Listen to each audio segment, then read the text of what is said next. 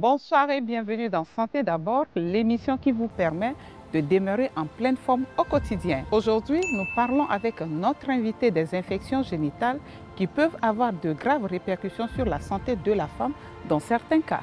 Quelle importance revêt l'accompagnement psychologique d'un adolescent? Le sujet sera également évoqué. Mais tout de suite, commençons avec la rubrique On est en forme.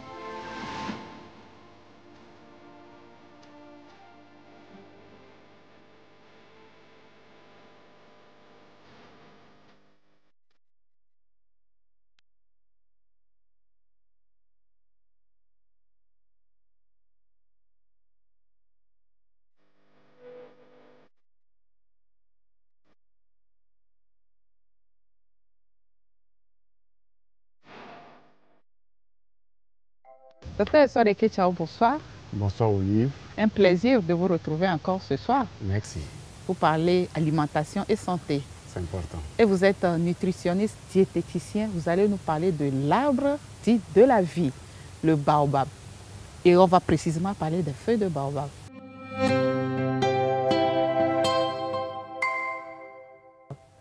Les feuilles de baobab renfermeraient beaucoup de vitamines, de sels minéraux et que sais-je encore pour notre santé, n'est-ce pas? Bien sûr.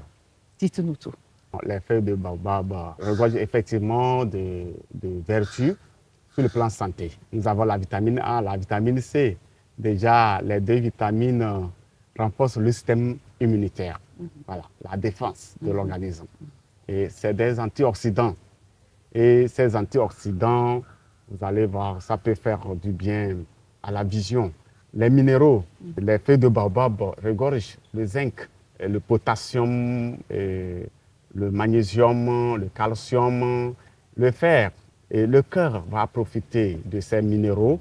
Et les autres parties, comme les vaisseaux sanguins aussi, c'est des éléments alcalins, voilà, basiques, je vais dire, et qui font du bien à ce système cardiovasculaire cérébral. Il ne contient pas du sodium et déjà les éléments basiques là favorisent la bonne santé du système cardiovasculaire. Et en dehors de tout ça là, il y a aussi des protéines et des protéines qui sont bons pour la fonction physiologique et la croissance.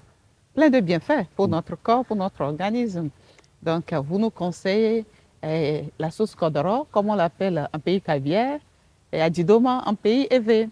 Et comment préparer ces feuilles pour profiter de tous ces bienfaits dont vous venez de nous parler? Déjà, vous allez voir les feuilles jeunes, pas vieilles, hein?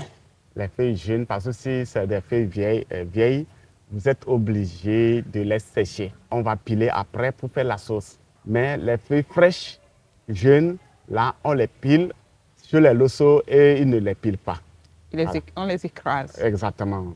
Donc, chez nous, on pile et puis on associe juste les petits poissons et la moutarde. C'est ce que les gens appellent la moutarde traditionnelle. Oui, la moutarde traditionnelle.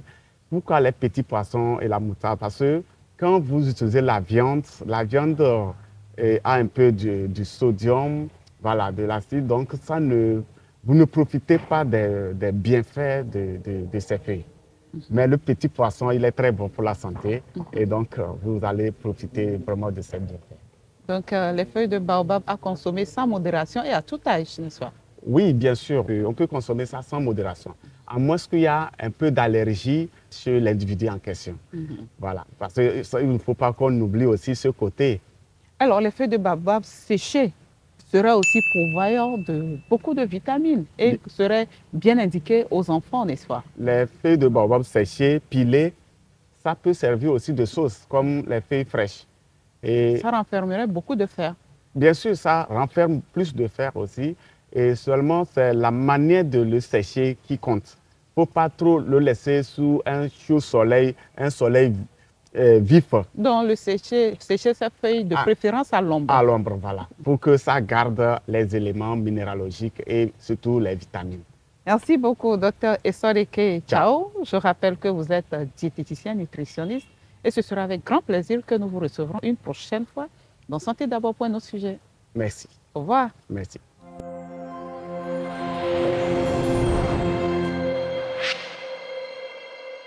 Dans ce grand plateau, les échanges porteront sur la femme, puisque c'est d'elle qu'il s'agit et vous n'êtes pas sans savoir qu'elles sont souvent sujettes aux infections. Mais alors, qu'est-ce qui cause ces infections et comment les prévenir de façon générale pour éviter les complications? À suivre tout de suite.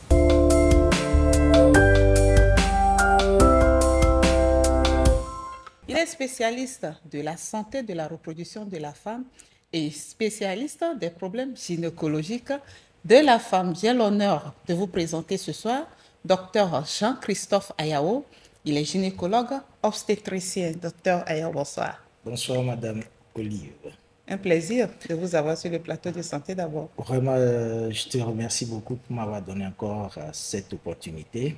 Ça faisait un peu longtemps quand même. Merci d'avoir accepté notre invitation. Merci. Pour le citoyen ordinaire, qu'est-ce qu'une infection génitale? Comment se transmet-elle et que faire pour les prévenir au mieux? Les réponses sont à suivre au cours de ce micro-trottoir réalisé par Rita Wassi. À propos des infections génitales de la femme, bon, souvent on entend parler de certaines maladies, notamment comme la syphilis, la gonococcie, certains problèmes de santé des fois liés à leur hygiène corporelle, des fois à leur alimentation et puis dans l'environnement dans lequel ils vivent. Mais toutefois, il y a, je ne sais pas, il y a des normes quand même qu'ils peuvent respecter et cela va leur permettre de ne plus de combattre ces infections ou bien de les traiter, quoi. Si une femme n'arrive pas à bien laver ses serviettes, ça peut provoquer les infections. Secondo, si la femme n'arrive pas à bien laver ses dessous, ça peut aussi provoquer les infections. Si la femme fait des rapports sexuels non protégés aussi, ça peut provoquer ça. La plupart du temps, déjà, il y a des signes que nous ne maîtrisons pas trop, mais ils peuvent remarquer des fois certains changements, certaines perturbations au niveau de leur période. Ils peuvent remarquer des fois certaines taches qu'ils remarquent dans leur slip. Et puis d'autres signes également que je ne maîtrise pas trop le contour. L'infection chez la femme, ça vient de différentes sortes. Des fois, c'est pas les odeurs que tu vas savoir. Et parfois, pas des grattages. Ce qui cause les infections, si tu ne prends pas soin de ton corps au niveau de tes selles, peut-être tu peux avoir cette maladie.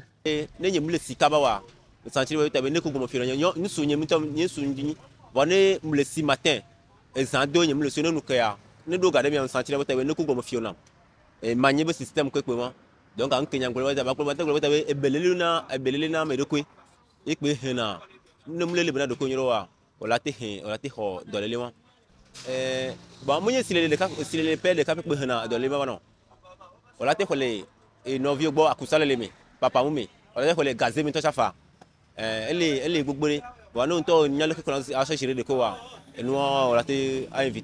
pour traiter les infections génitales, tu dois s'approcher des médecins spécifiques, spécialisés pour ces domaines.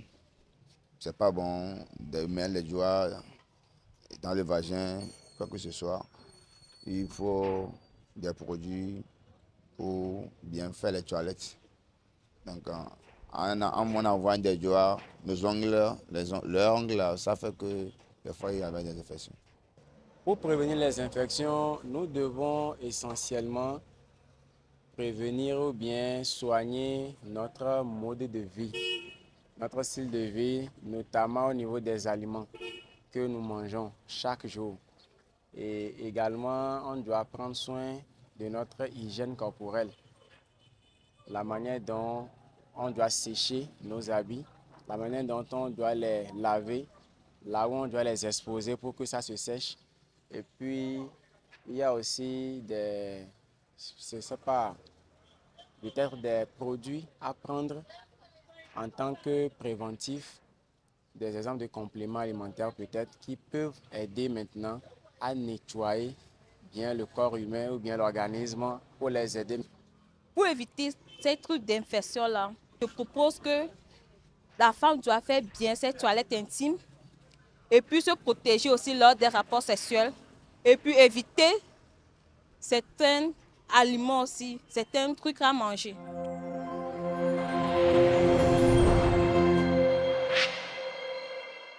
Chers téléspectateurs, nous sommes de retour sur ce plateau, Dr Ayao.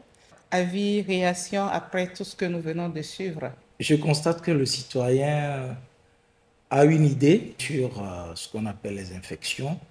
Mais bon, comme ce ne sont pas des spécialistes de la chose, c'est un peu divagant.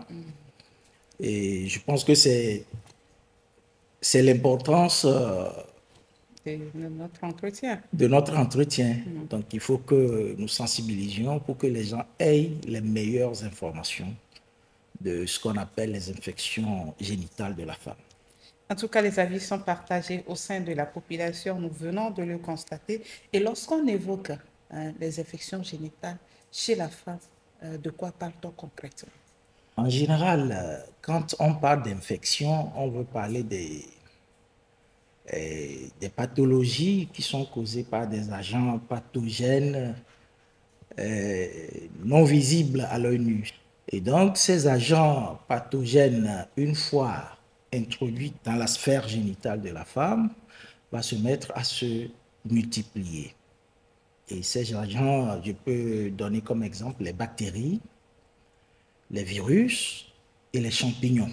C'est en grosso modo les agents pathogènes qui causent les infections génitales de la femme. Et on parle généralement d'infections génitales hautes et d'infections génitales basses. Qu'est-ce qui fait la différence? Cette répartition est purement anatomique. C'est-à-dire que c'est lié aux différentes parties de l'appareil génital de la femme. Voilà un mannequin, disons, de l'appareil génital de la femme. Ici, à ce niveau, nous avons le vagin, ça a été coupé, hein? Donc ça veut dire qu'il n'y a pas la vulve, il n'y a pas les lèvres, ici il n'y a pas le clitoris, ça c'est l'utérus. Ici c'est l'utérus, c'est la trompe et c'est l'ovaire. Donc l'infection génitale haute concerne tout cet ensemble, y compris le pelvis, y compris le cadre dans lequel tout ceci se trouve. Se loge. Oui, se loge, on appelle ça le pelvis. Donc, quand il y a une infection au niveau du pelvis aussi, ça fait partie des infections génitales hautes. Voilà, donc c'est pour ça que je disais que c'est juste une définition anatomique. D'accord. Voilà. Maintenant, les infections génitales basses. Les infections génitales basses qui concernent de l'exocole jusqu'à l'externe, la partie externe, c'est-à-dire au niveau de la vulve, généralement, c'est les premières infections. Les infections génitales de la femme sont à 90% causées par les rapports sexuels non protégés. Et donc, la plupart de ces infections commencent par l'infection de la partie basse. C'est pour ça, pour mieux décrire, il y a l'infection génitale basse et l'infection génitale haute. Vous venez de nous l'expliquer, hein, la localisation de ces infections. Et vous l'avez aussi dit que lorsqu'on parle d'infection génitale, c'est qu'il y a forcément un agent pathogène derrière. Les agents pathogènes qui causent les infections génitales basses sont-ils les mêmes que ceux qui causent les infections génitales hautes? Oui, en quelque sorte, on peut le dire ainsi. Ce n'est pas à 100%, mais la plupart sont les mêmes agents. Par exemple, si je prends le cas d'une infection génitale basse qui n'a pas été traitée et qui a évolué jusqu'à atteindre la partie haute de l'appareil génital de la femme, on appellera l'infection génitale haute. Généralement, c'est les mêmes agents pathogènes qui causent ça. Et quels sont ces agents pathogènes? Il y a les bactéries. La bactérie qui cause la gonococcie, par exemple. La bactérie qui cause aussi la syphilis, le chancre mou. Il y a d'autres bactéries aussi, hein. Par exemple, la chlamydia. C'est la bactérie la plus sournoise elle ne se fait jamais voir. Et c'est les dégâts que vous allez constater.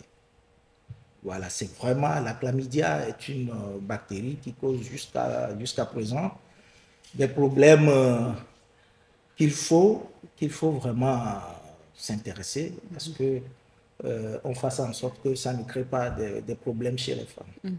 Oui, parce que c'est à 90%, elles sont la cause des trompes qui se bouchent.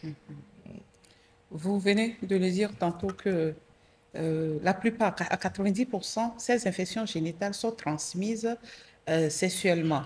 Quelles sont les autres voies de contamination ou de transmission de ces virus ou bactéries ou ces agents pathogènes tout court à la femme? Oui, la plupart des cas, c'est le comportement de la personne elle-même. Comme nos concitoyens l'ont Voilà, indiqué. comme nos concitoyens l'ont indiqué, ce sont des pratiques qui ne sont pas indiquées, que nous posons, c'est ça qui entraîne. En fait, ça favorise l'installation de l'infection. Par exemple, l'utilisation des produits chimiques pour faire des toilettes intimes. Qu'est-ce que ces produits-là font? Ces produits-là ont la capacité d'aller déséquilibrer la flore du vagin. Et donc, quand la flore naturelle est déséquilibrée, qu'est-ce qui se passe? Les agents pathogènes trouvent le lieu maintenant de venir s'installer. Voilà, ça c'est la première des choses, c'est au niveau de la femme, son comportement. Je pense qu'il vaut mieux faire des sensibilisations par rapport à cela. Et l'autre chose est qu'une femme qui entre dans la ménopause, par exemple, il y a beaucoup de choses qui changent. L'hormone qu'on appelle l'œstrogène qui chute, il y a la sécheresse vaginale qui s'installe.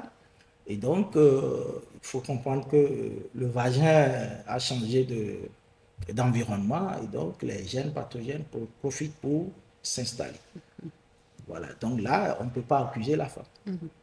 Et il y a aussi des cas où la femme est sous antibiotiques, des antibiotiques qu'on peut prendre sur des mois.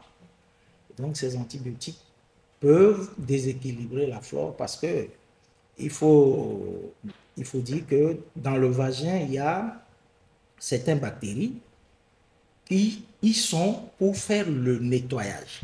C'est leur rôle. Naturellement. Et donc, quand vous mettez la femme sous antibiotique pour une longue durée, l'antibiotique peut aller les détruire.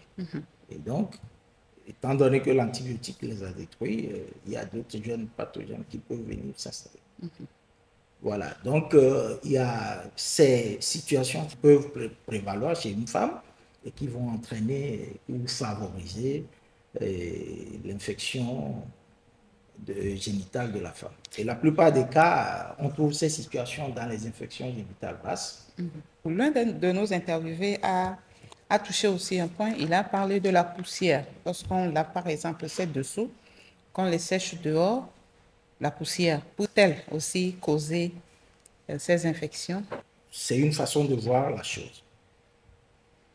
En réalité, sécher ces sous-vêtements au soleil, c'est mieux que de les sécher dans l'humidité, dans la chambre.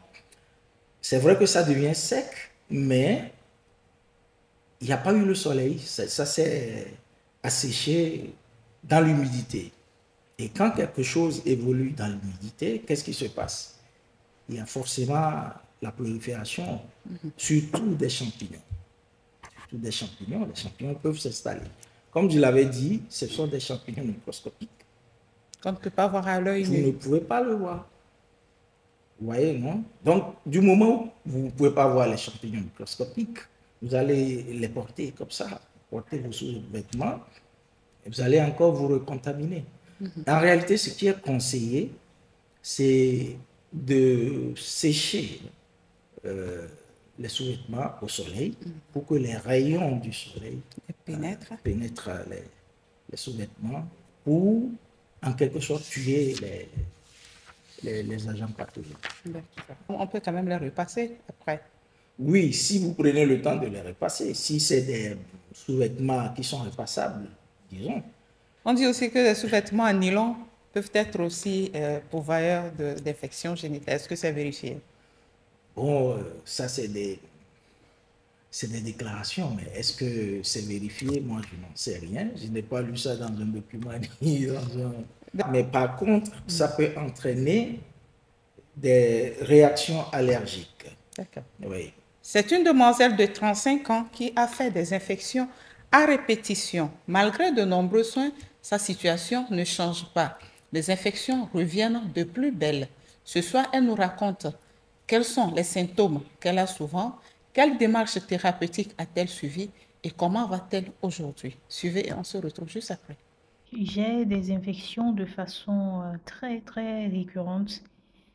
Dans l'année, ça peut se manifester 3 à 4 fois. Et ça se manifeste souvent sous forme de perte blanche, de démangeaison ou d'odeur. Quand ça commence comme ça, je vais à l'hôpital pour me faire consulter par un médecin spécialiste, un gynécologue, je veux dire. Et souvent, le gynécologue fait le PV pour détecter le problème avant de me prescrire les médicaments qu'il faut. Le médecin, après les prescriptions, donne également quelques conseils, comme par exemple changer de sous-vêtements ou les désinfecter, si possible. Comme de mon côté, ça survient de façon récurrente. La dernière fois, j'ai même dû me référer aux plantes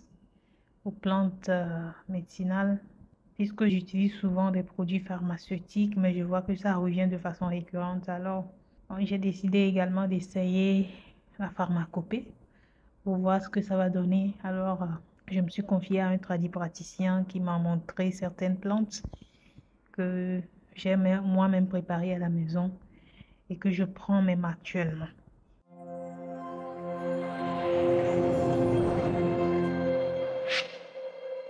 Docteur Ayao, des pertes vaginales, des odeurs, le grattage et une rougeur. Après le grattage, voici quelques signes décrits par notre témoin. Effectivement, ce sont des signes cliniques d'une infection génitale basse. Et comme elle l'a décrit, c'est tout à fait comme ça que ça se passe.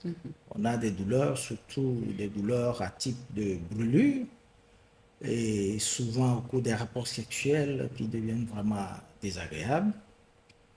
Et on a aussi des pertes vaginales qui peuvent se caractériser par leur couleur.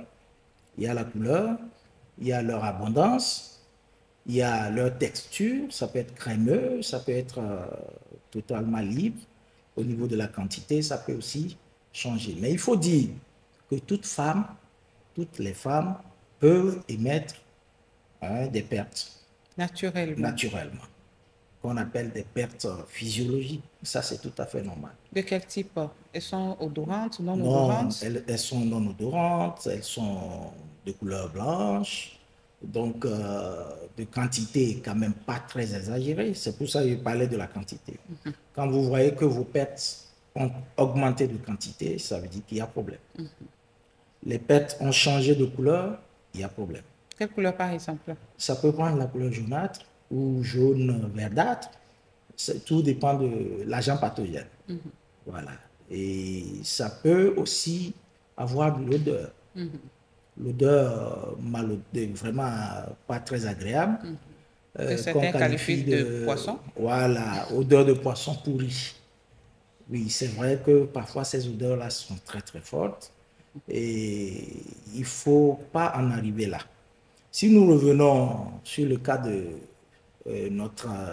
la dame qui a été interrogée, je pense qu'elle s'est retrouvée dans un cercle vicieux qu'il faut rompre. Actuellement, elle a une flore vaginale très déséquilibrée. Parce que si vous ne savez pas traiter aussi, vous allez continuer le traitement qui continue de déséquilibrer. J'ai parlé tout à l'heure des antibiotiques. Ben, elle a dit que ce sont les personnels soignants qui lui prescrivent ces traitements. Oui, tout à fait.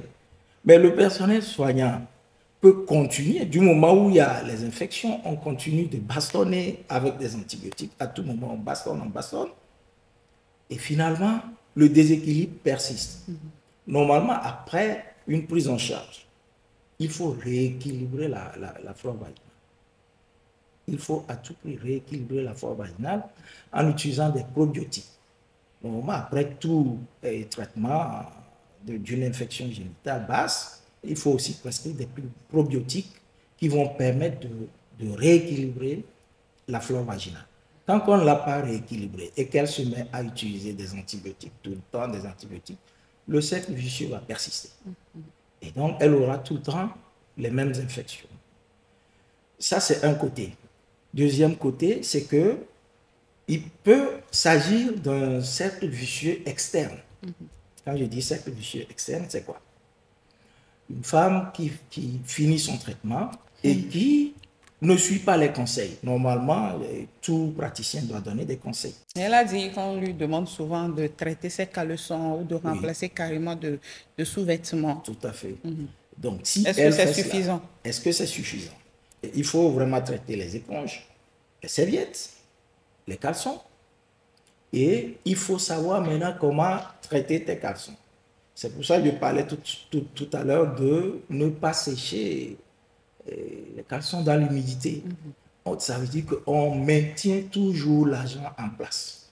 Quand le caleçon est séché dans l'humidité, surtout les agents les champignons, mais vous les permettez de se développer. Chaque temps, ils sont là et on traite, ça finit, un mois après, ça revient, ça finit. Moi, j'ai rencontré des femmes qui disent, et moi, il y a infection à précipitonnier. Quand on traite, un mois après, ça revient. Et donc, à un moment donné, elles ont abandonné. Oui, elles ont abandonné. Je crois qu'à ce niveau, il y a un cercle qu'il faut couper. Il faut rompre ce cercle-là. Maintenant, est-ce qu'il faut changer de soignant? Il faut voir un spécialiste. Parce que vous savez, dans le corps médical, tout le monde sait un peu toucher à tout. Voilà. Dès que tu vas chez quelqu'un et que la personne a essayé, que tu n'es pas satisfait, cherche le vrai spécialiste et tu vas aller le voir. C'est très important. D'accord. Alors, docteur Ayao, vous avez cité certains symptômes, la couleur de la perte, leur abondance et le grattage et tout. Quels sont les autres symptômes, les autres signes qui peuvent indiquer la présence d'une infection génitale chez la femme? Oui, comme vous l'avez dit, le grattage, les douleurs, les pertes. Les douleurs au cours des rapports sexuels. Oui, les douleurs au cours des rapports sexuels, les pertes. Parfois même, quand c'est des infections génitales hautes, vous avez des douleurs en dehors des rapports sexuels.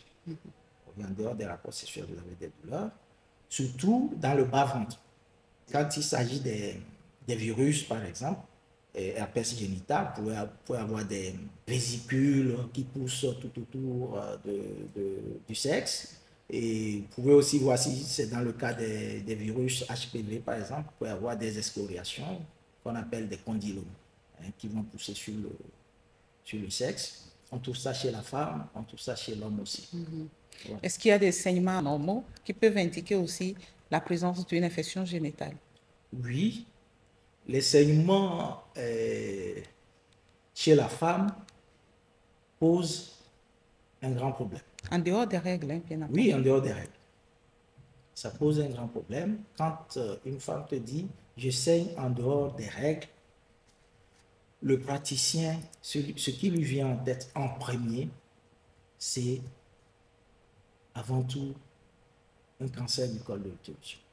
Maintenant, il faut l'éliminer. Il faut aller explorer. Il faut aller explorer.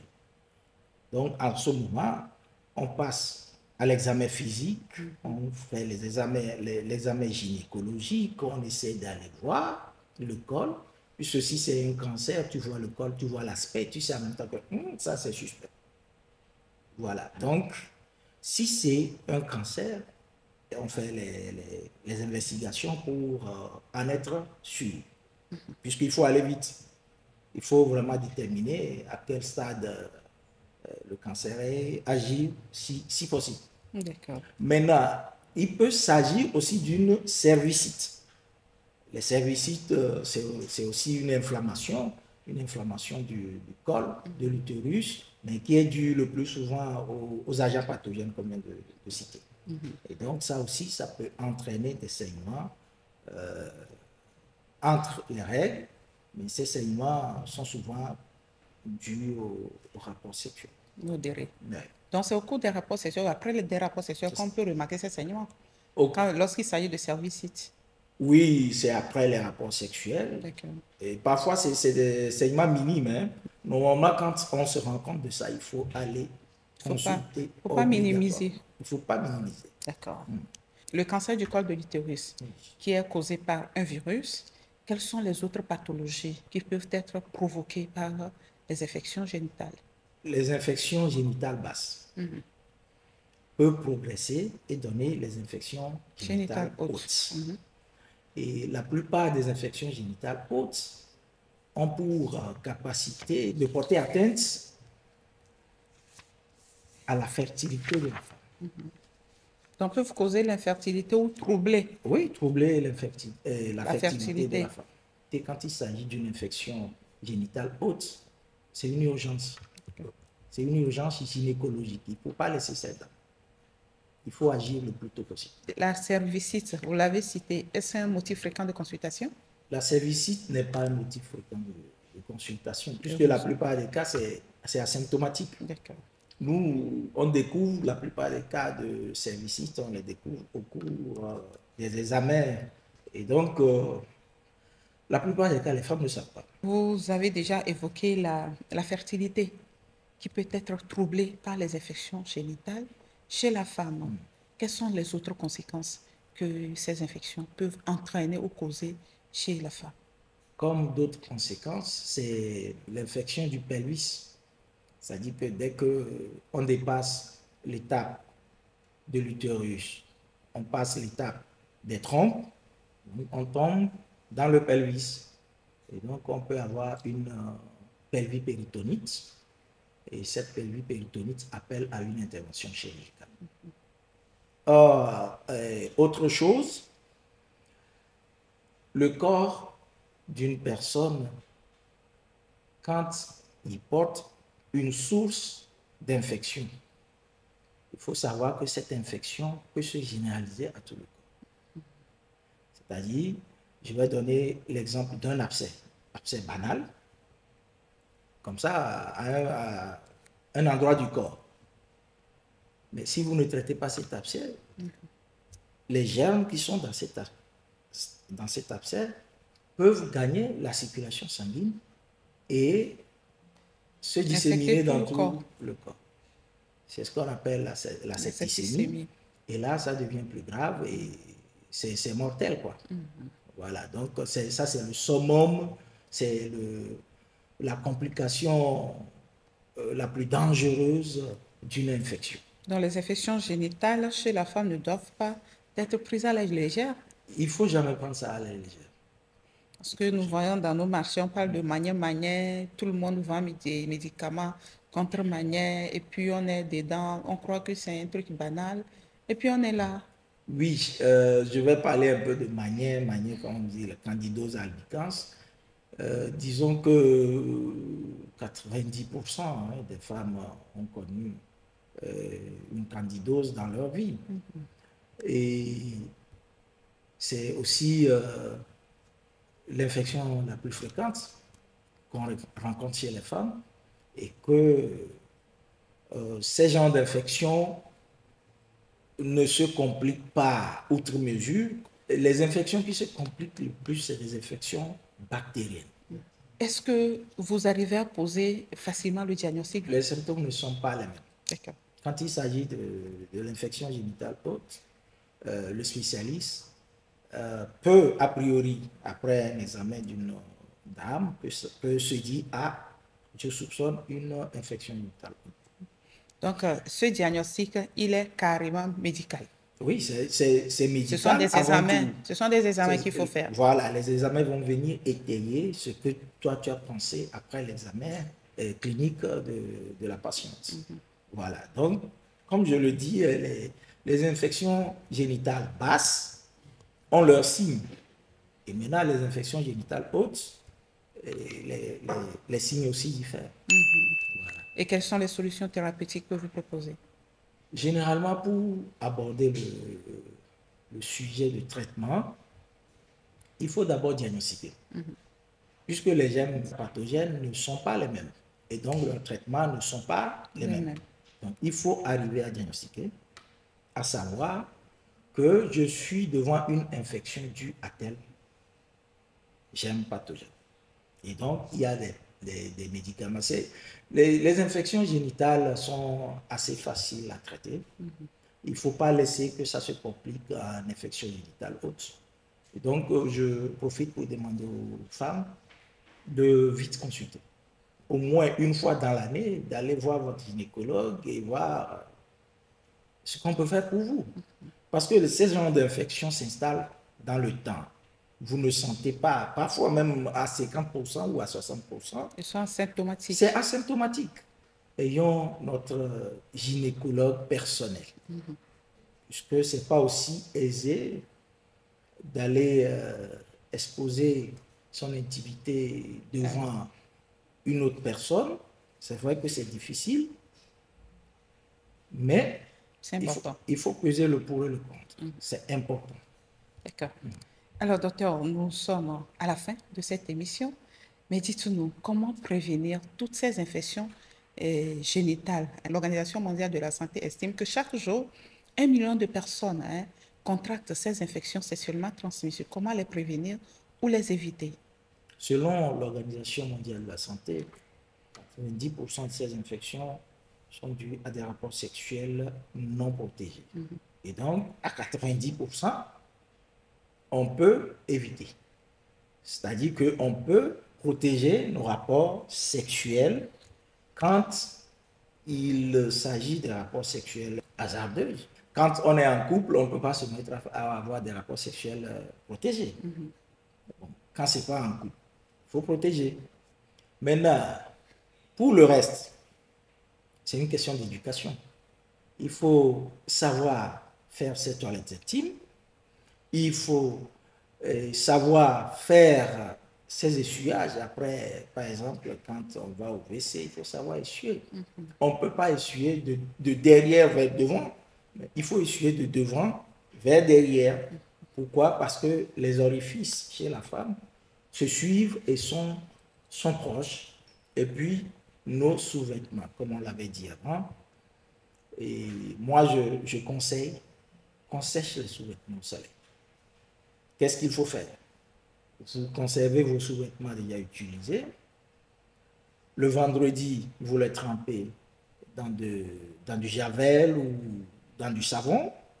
Et le samedi matin très tôt, comme vous êtes à la maison, vous n'allez pas dans vos activités, vous les lavez. Vous êtes à la maison, vous les séchez. Jusqu'à midi, c'est déjà sec et vous les ramassez, vous les empilez, vous déposez. Okay. C'est mieux comme ça. Il faut que les sous-vêtements soient séchés au soleil. C'est mieux. Merci beaucoup, Dr Ayaw. Quel est ce dernier message que vous avez à l'endroit de nos chers téléspectateurs qui nous regardent ce soir? Il faut éviter l'automédication. Il faut consulter.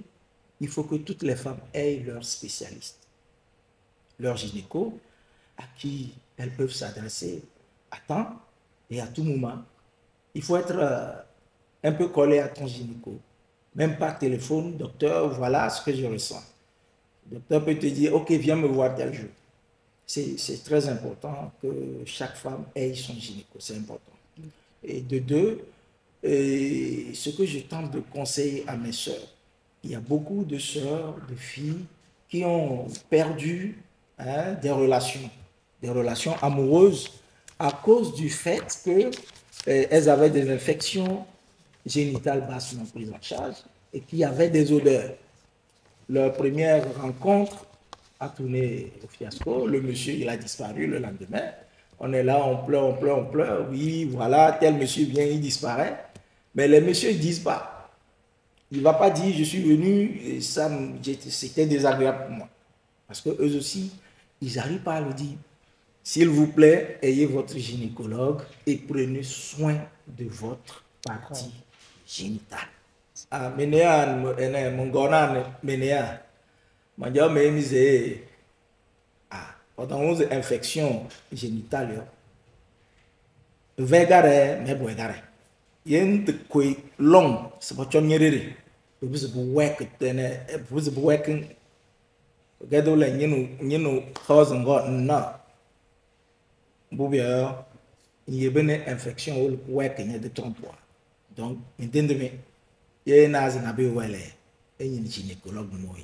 Et dans l'année, mon maman a couiné ou l'on corps c'est là qui traitement. Boire automédication et le deux. Et le dos, on a, oh l'on a, mais des gynécologues, nous parlons, mais noir, et la balai. La balai au docteur Ayao. Merci beaucoup, merci pour tous ces précieux conseils que vous venez de nous donner ce soir. À très bientôt pour d'autres sujets santé.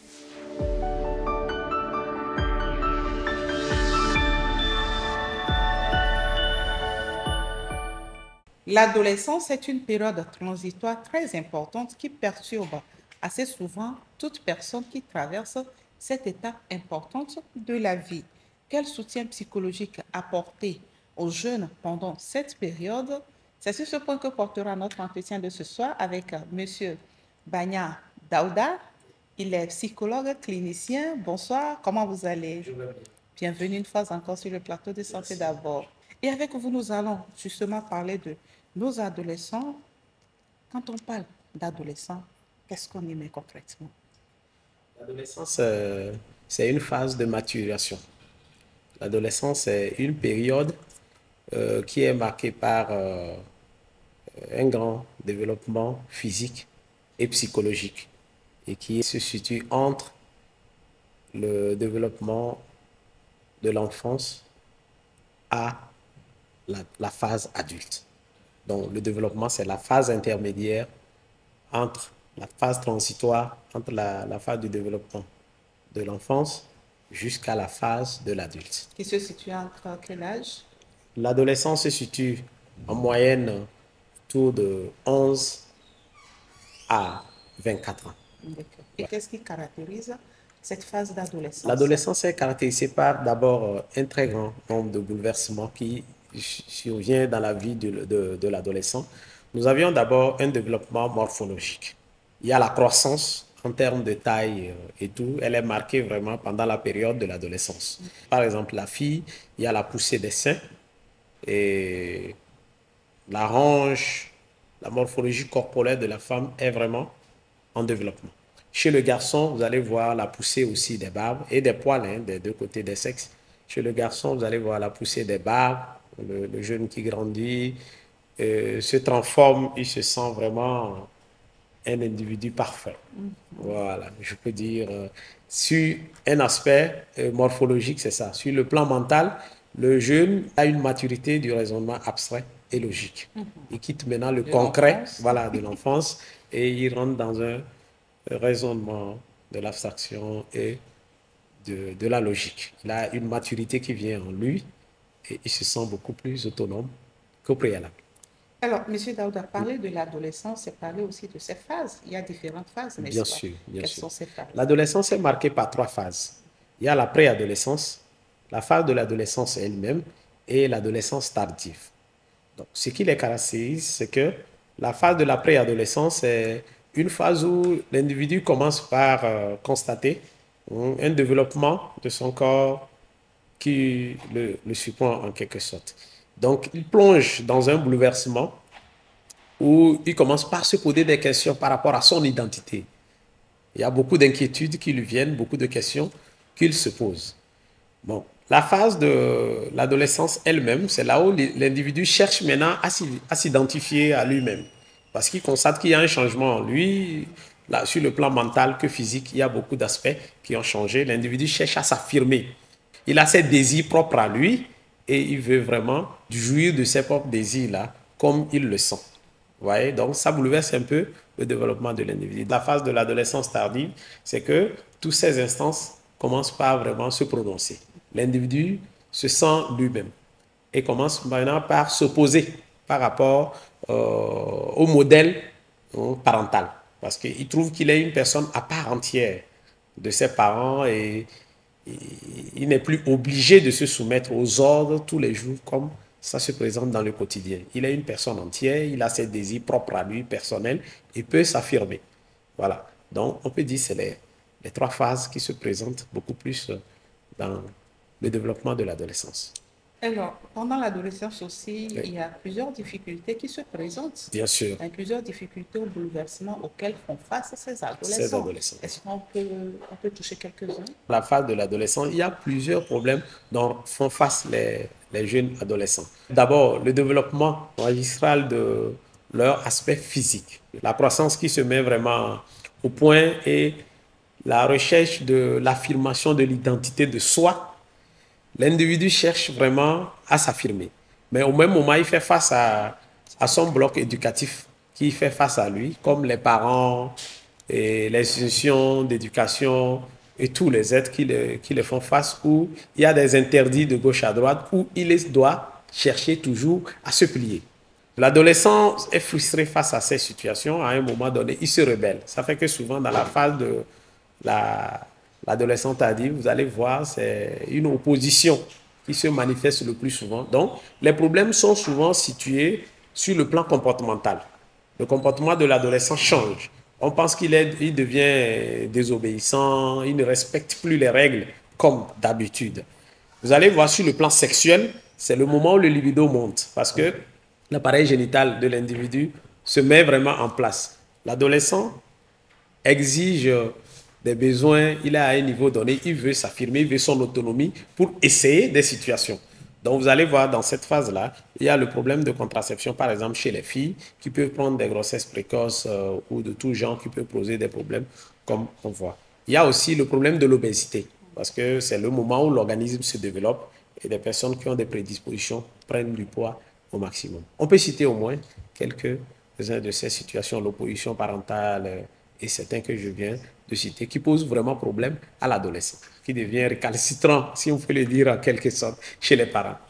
Et comment les parents doivent-ils gérer tous ces problèmes en bon escient pour que tout se passe bien, aussi bien pour les parents que l'adolescent? Je pense que c'est une situation à traiter avec douceur. D'abord, dans un premier temps, les parents doivent comprendre que l'enfant est dans un processus de développement.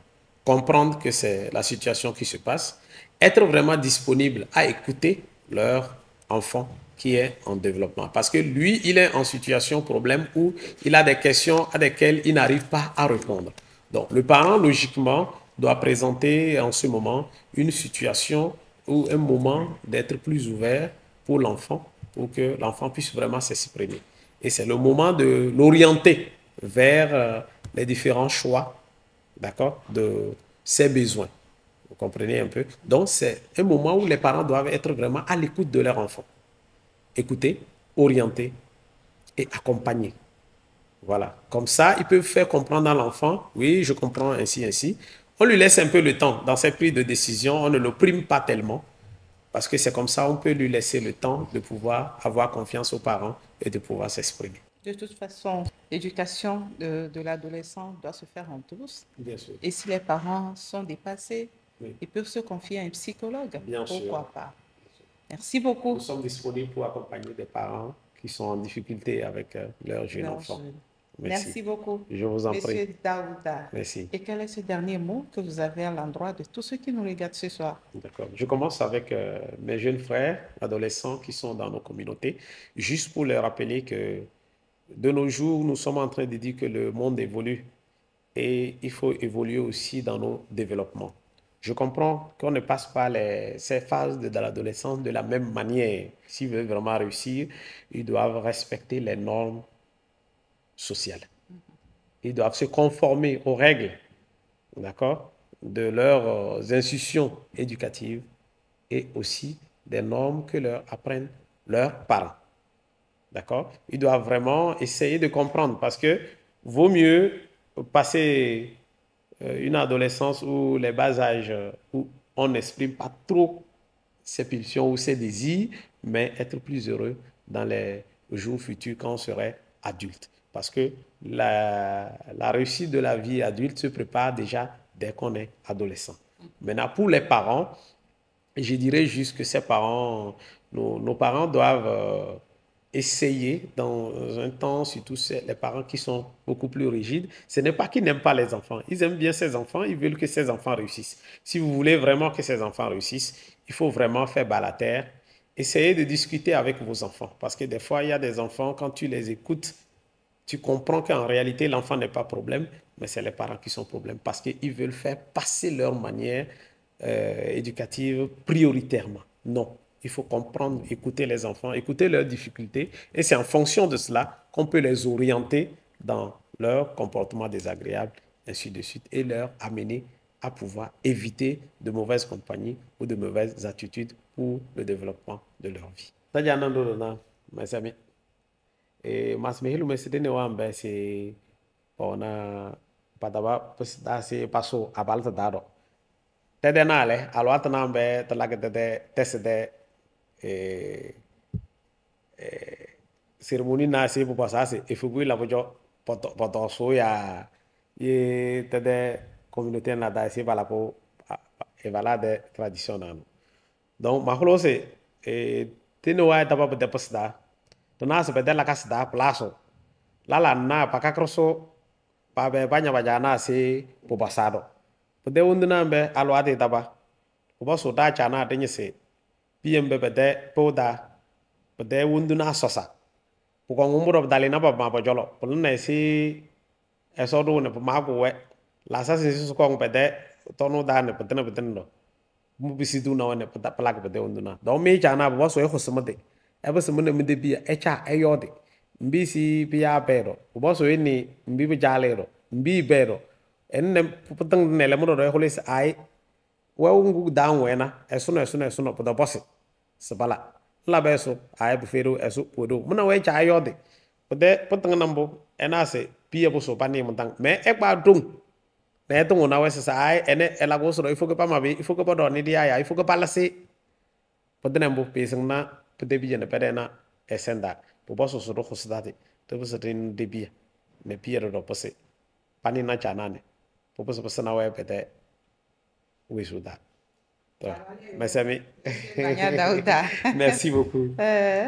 Merci d'être passé une fois encore sur ce plateau. Merci et merci d'avoir partagé toutes ces belles informations avec nos chers téléspectateurs. Fidèles téléspectateurs, cet instant santé s'achève ainsi. Je rappelle que nous étions avec Monsieur Banya Daouda, il est psychologue clinicien.